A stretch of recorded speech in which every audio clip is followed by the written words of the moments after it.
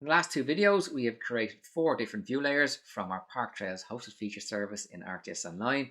Here we are going to take that Park Trails feature service and programmatically get a list of associated views that were created from that service. So open up the list item views.py script from the views folder. We're going to use the item object ViewManager.list method to return a list of item objects representing the views that have been created from a hosted feature service.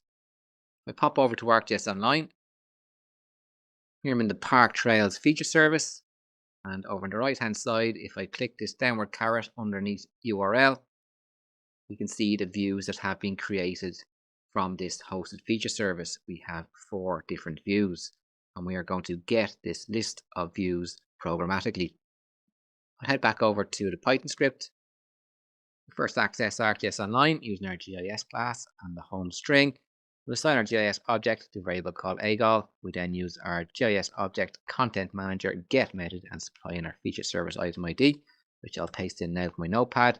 The get method will return an item object. The item object has a view manager property, that is a view manager object that has a list method.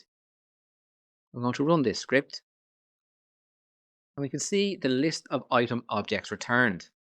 We have 1, 2, 3, and 4, representing the 4 view layers that we saw in ArcGIS Online.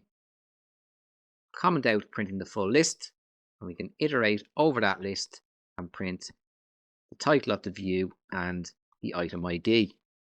I'll rerun the script, and we can see our 4 view layers that are associated with our Park Trails feature service. Make sure to continue on to the next video in this series, and also make sure to subscribe. Take care.